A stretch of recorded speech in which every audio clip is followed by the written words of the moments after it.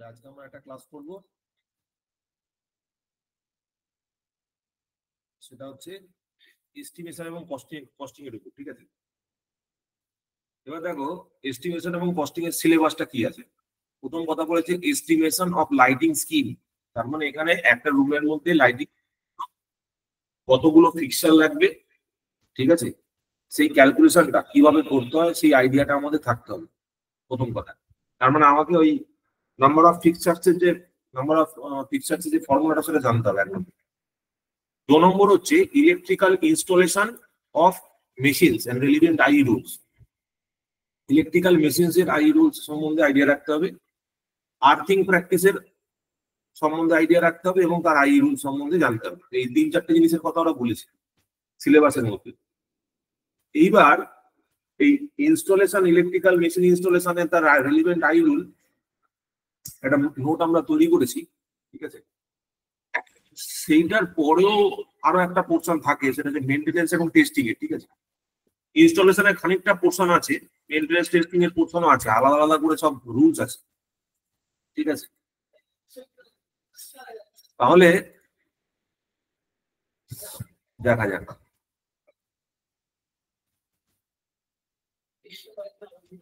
প্রথম কথা হচ্ছে এস্টিমেশন মানে কি আমাকে একটু জানতে হবে। আমাদের এটা তো যেহেতু থিওরি মানে রিভিশন ক্লাস, আমরা খালি ইম্পর্টেন্ট বেশ কিছু পয়েন্ট ডিসকাশন করব।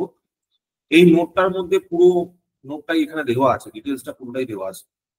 মানে এর শর্ট নোট করার কোনো উপায় নেই, তাহলে শুধু স্ট্রং মানে সিম্পল পয়েন্টসে চলে আসবে। ওই জন্য এখানে খালি লং নোটটাই তোমাদের দেওয়া হয়েছে। প্রথম কথা হচ্ছে যে আই রুলস সম্বন্ধে জানতে হবে, কি কি ইউজ করা হয়।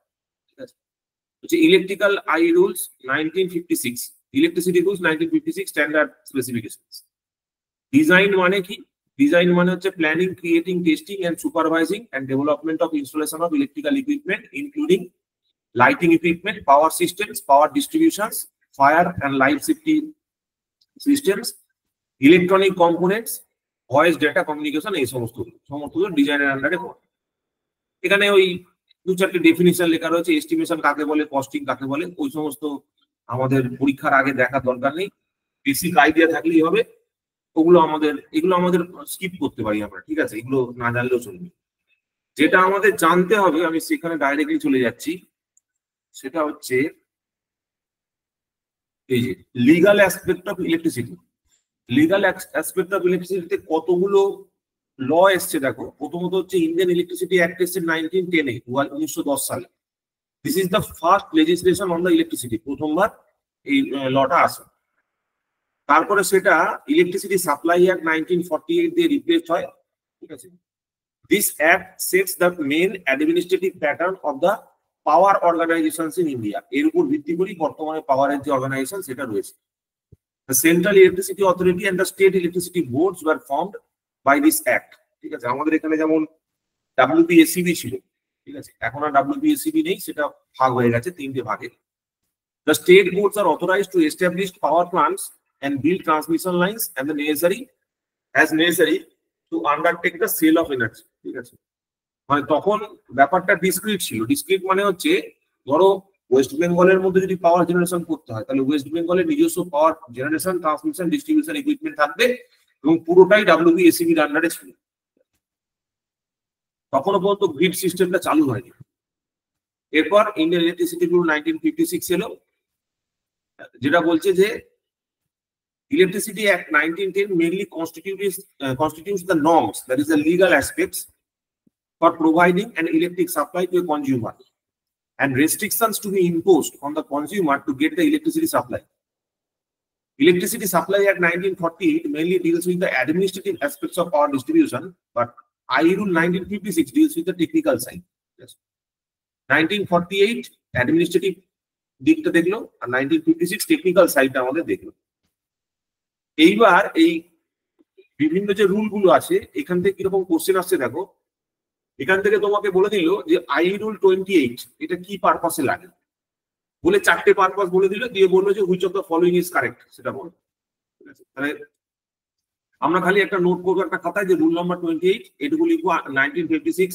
ঠিক আছে, খালি এইটুকু হাইলাইট করবো আমাদের রিভিশন খাতায় যে রুল নাম্বার যে rule number Indian electricity rule 1956, rule number 28 কোন জিনিসটা নিয়ে ডিসকাশন করে, ভোল্টেজ লেভেল ডেফিনিশনটা নিয়ে ডিসকাশন করে। ঠিক আছে, এবার ভোল্টেজ লেভেল মানে হচ্ছে কোনগুলো, কোনটাকে লো ভোল্টেজ বলবো, কোনটাকে মিডিয়াম বলবো, কোনটাকে হাই বলবো, কোনটাকে এক্সট্রা হাই বলবো। 250-এর তলায় থাকলে লো, 250 থেকে 650-এর মধ্যে হলে মিডিয়াম, 650 থেকে 33 কেভি হলে হাই ভোল্টেজ, আর 33 কেভির বেশি হয়ে গেলে এক্সট্রা হাই ভোল্টেজ। যেমন আমরা যদি আমাদের ইয়ের ক্ষেত্রেও দেখি, মানে আমাদের যে টিসিএল এটাকেই ফলো করা হয়। যেমন আমাদের সিস্টেমগুলো কিরকম ভাবে আছে, আগে 66 কেভি সিস্টেম ছিল, সেইগুলোকে বর্তমানে আপগ্রেড করে এখন করা হচ্ছে 132 কেভি, 220 কেভি, 400 কেভি এরকম ভাবে করা হচ্ছে। ঠিক আছে, কিন্তু জেনারেল ট্রান্সমিশন লাইন হচ্ছে তুমি যদি বলো সেগুলো 132 কেভির অ্যাভারেজ, প্রত্যেকটা মানে মিনিমাম ভোল্টেজ লেভেলটা এখন হয়ে গেছে 132 কেভি ট্রান্সমিশনের ভোল্টেজ লেভেল। 132-এর তলাতেই হচ্ছে তোমার 33 কেভি। ঠিক আছে, 33 কেভি রয়েছে, তার মাঝখানে আর কিছু নেই, মাঝখানে আর কোনো ভোল্টেজ লেভেল নেই। ঠিক আছে, তাহলে একটা হয়ে গেল এক্সিডিং 33 কেভি, 132 কেভির কথা যেটা বললাম, এক্সট্রা হাই ভোল্টেজ হয়ে গেল সেটা। আর less than 33 KV or equal to 33 KV, that is high voltage. তারপর মিডিয়াম ভোল্টেজ মানে 650 ভোল্টের, তারপর হচ্ছে 250। ঠিক আছে, তাহলে এটা হয়ে গেল প্রথম ডেফিনিশন।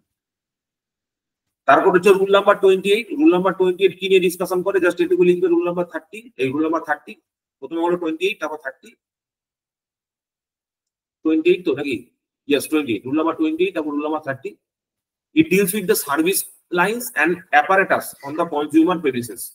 সার্ভিস লাইন্স মানে হচ্ছে যেটা আমার বাড়িতে এসে ঢুকছে, সার্ভিস লাইন, এবং apparatus on the consumer premises. আমাদের এখানে যেমন তোমার ওরা এনার্জি মিটারটা বসিয়ে যাচ্ছে, তাই তো, এইটা নিয়ে এইটা ব্যাস, আমাদের এখানে আর কিছু দেখার দরকার নেই। Rule number 31, cut out on the consumer premises. The supplier shall provide a suitable cutout in each conductor of every service line other than earth or earth neutral conductor.